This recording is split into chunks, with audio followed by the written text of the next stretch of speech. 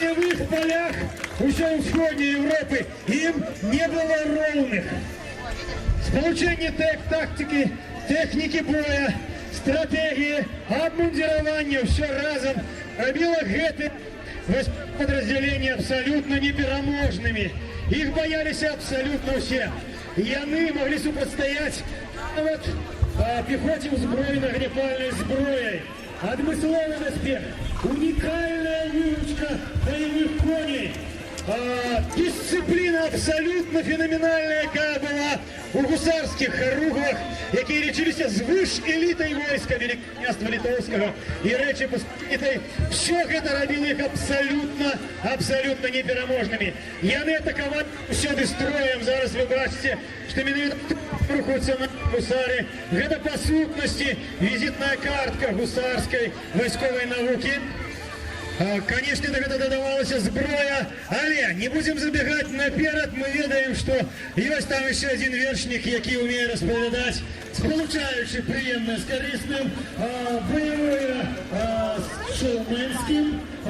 І тому, махчимо, ми доведаемся, если шмат что цікаво, але, конечно, ось та картинка, яку ви сьогодні бачите, это визитная картка. Коли вороги бачили гэта крылы, коли бачили довгі діди, на конце яких развивались двухкольоровые, звичайно, червоно-белые, червоно-белые пропорции. Вельми часто они просто бежали одразу, не уступаючи в бой. Пан Павел.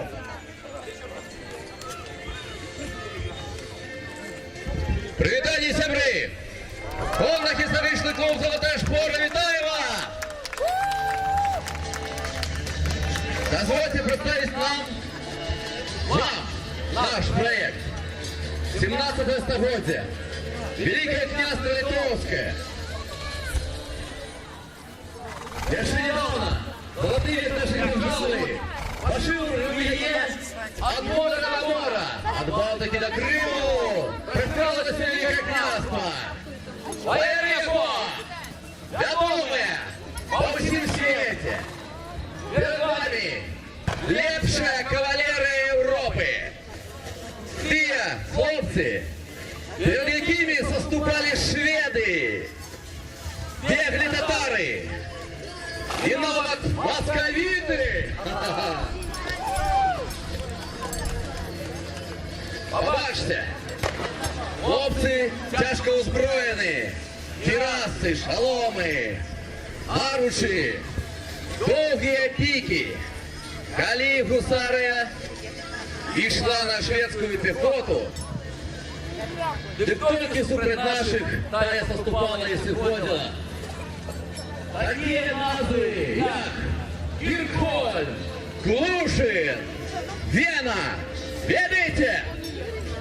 Победы! Ну, а я вам розповіду, это те самые назвы баталиев, где один супротив 10, один супротив 5 наши хлопцы перемагали. Зараз цей збройний відділ покаже вам, на що здольний. Панове, будь ласка, представляю вам той самый старый знайомий Герман Ваята, Галопа, Акулу. Вітайте!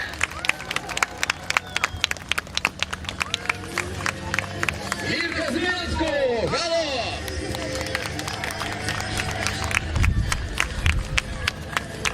Пану Изгородний, пану Стенович, шляхта Городенская.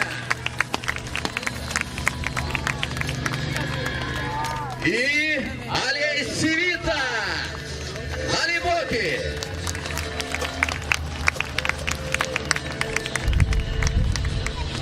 Ну, дозвольте мне так само представиться, кто меня еще не бачил сегодня днем, Павел Заславский на ваших послугах.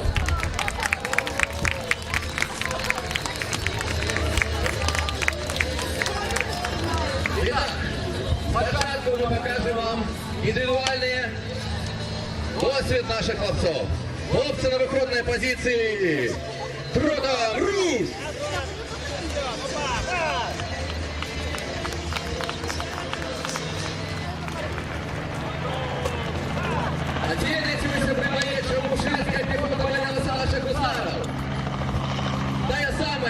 регулярная, мощнейшая дисциплина. Кто верит, скажите.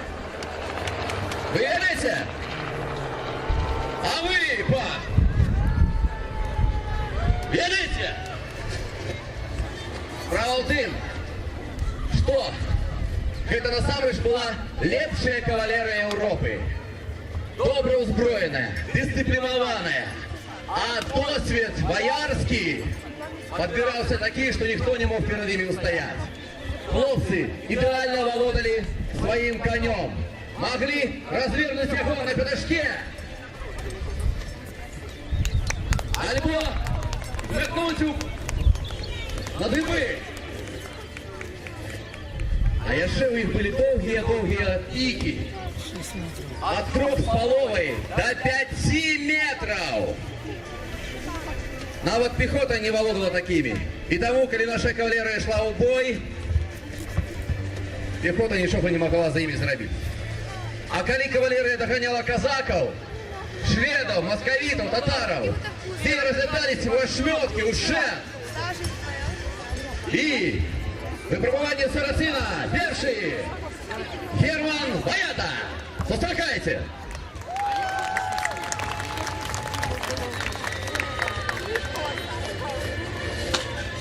Раз. Бесшотно погладив його свою сарацину.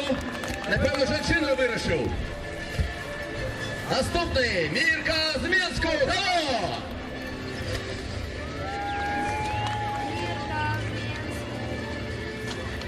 Ха-ха-ха, Мірка. Так я себе хвалив, що отрималося. Пан Олесь Устинович, коли ласка, а бою!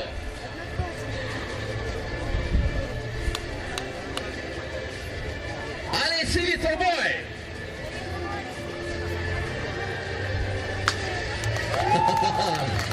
Ворог недостойных обезглубили ланцей. Бьем потоком. Олесь Сивица, до бою!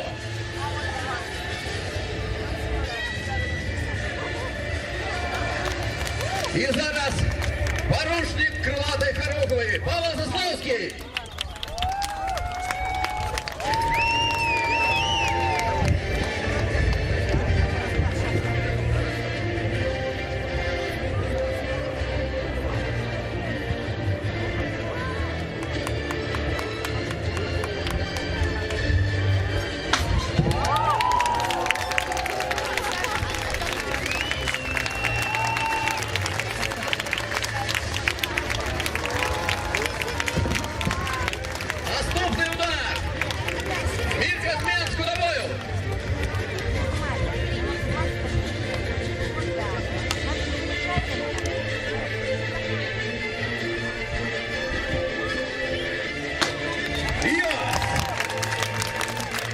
Я вам розповіду, що насамрэч моцны удар атрымліваецца з моцнага галопу. Калі пойдзе кар'ера. Герман Баята ў бой!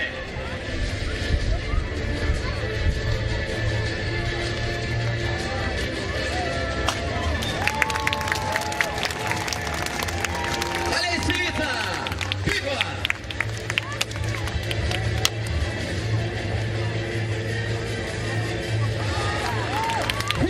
Докладно, Олесь. Пан Олесь, домою. Пан Олесь хочет показать боярские здольности, тому б'є супротивника не штыком пики, а тыльным боком. Пришел мой час. Кто будет за меня болеть?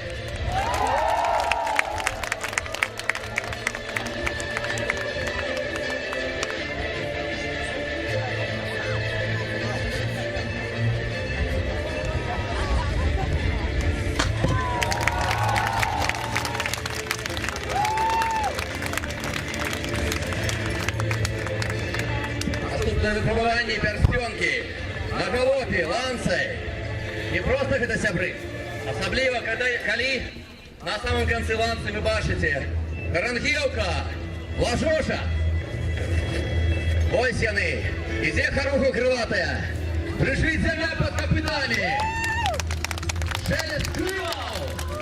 Размовляя с небом.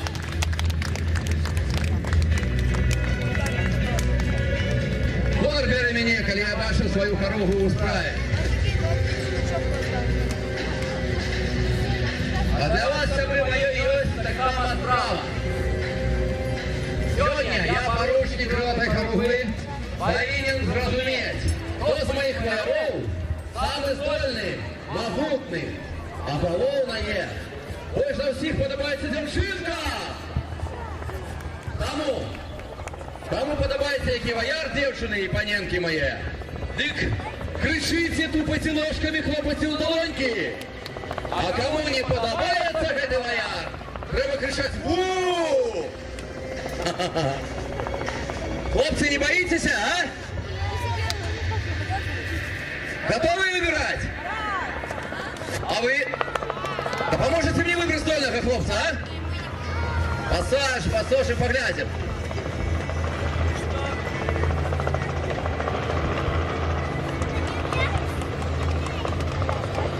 Герман Ваята! Кому подобается з Відьмівську хлопець? Давай!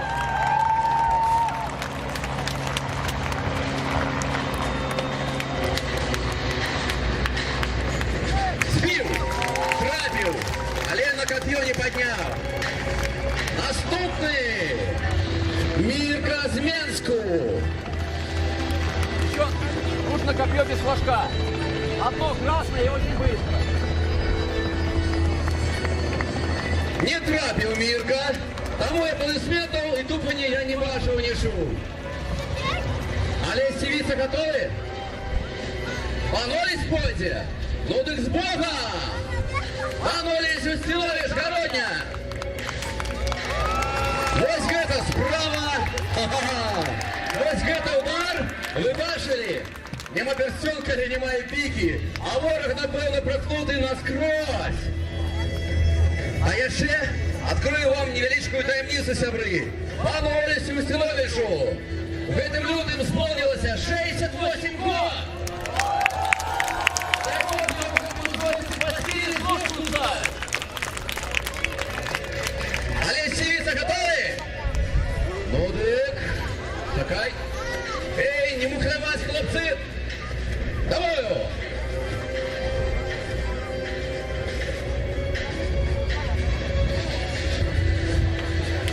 Не взял.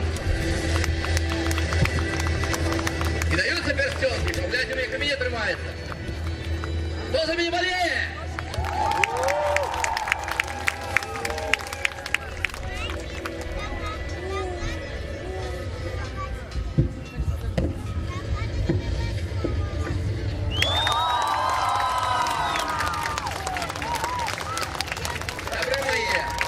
Кому, як не порушнику, показывать приклад своим хлопцам, так чи ні?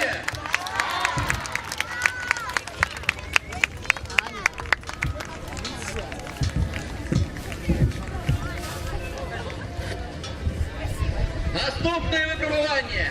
Ні, хлопці. До наступного ще після перейдемо. А поки поспробуємо знову.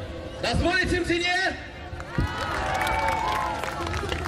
Тримай, Ваята. Ну таки до бою!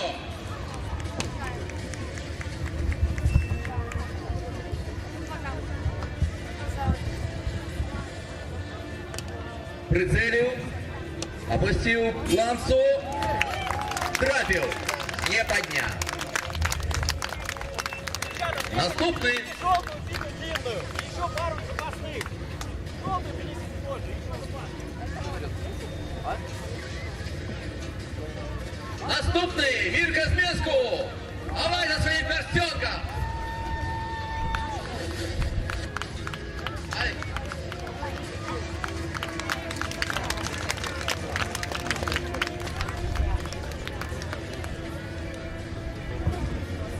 Ну что, Мирка, трапил тебе?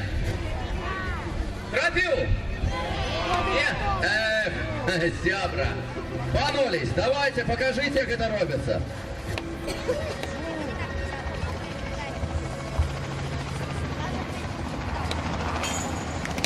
О!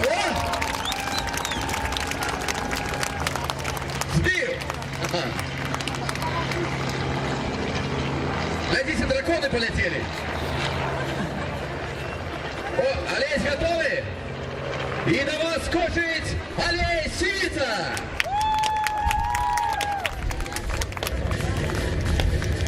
Передумав, напевно? Взяв другую пику. Это легчайшее, ці точніше. Бачите, як коні хоче йти. Сопротивляється, але наші хлопці добрі вершники. І трапив Олесь. Все приходится робити самому. Хлопче, Христані, допоможеш? А, до речі, дозвольте познайомити. Это мой боевой конь. Народился у меня на руках 7 год тому. Звать Криштан. По породе Альденбург. Добрый сябра боевый. Але норовистый.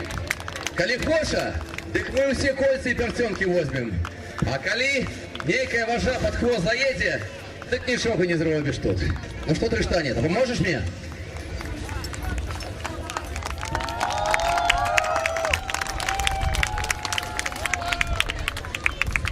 Ланцу мне.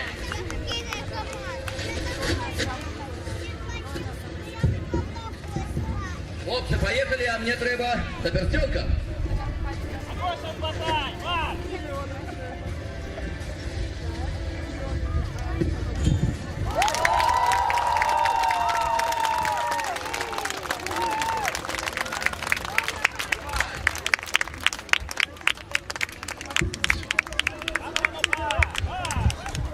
Криштане, скажи дякую за аплодисменты, а? К этому боку скажешь?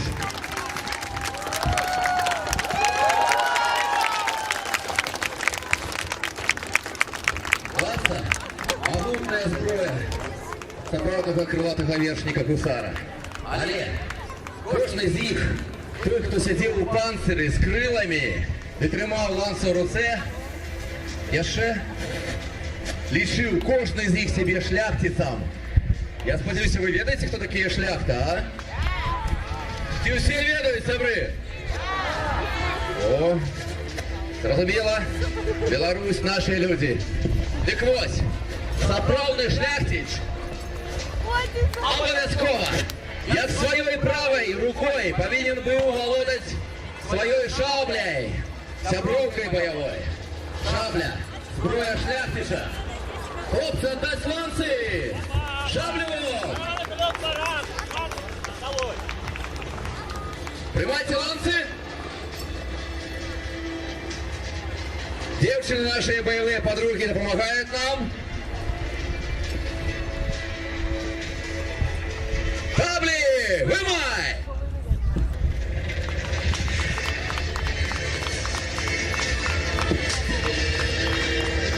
Вперед! Отмотай! Марш!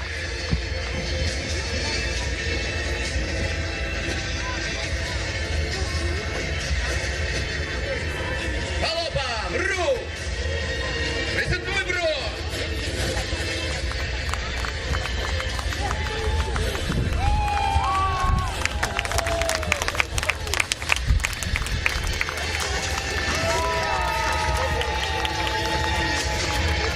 Братан, ру! Ой, тут!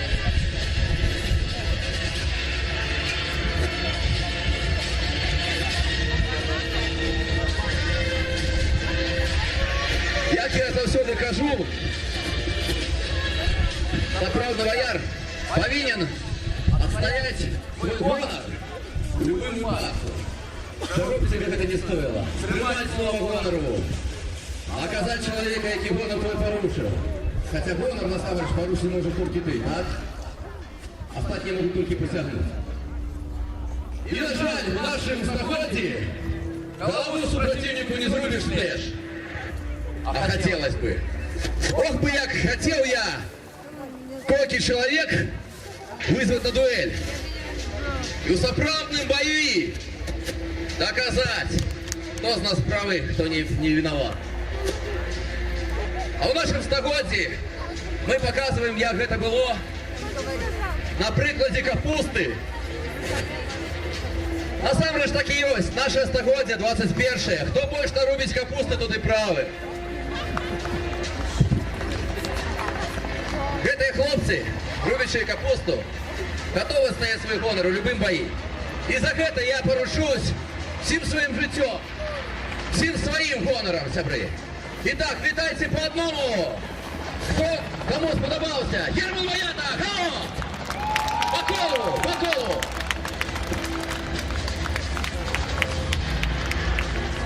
Аплодисменты!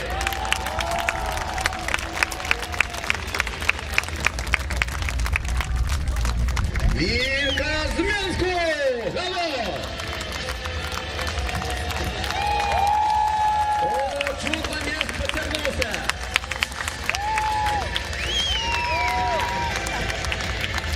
Панове Сюстинович Городня!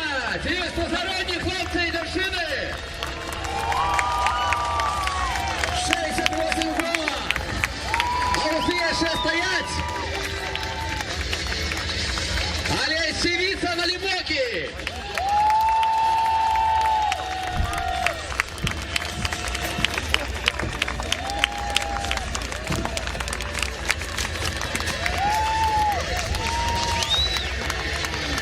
І до ваших послухав теплий поручник гусарської хоругви Павел Заславський!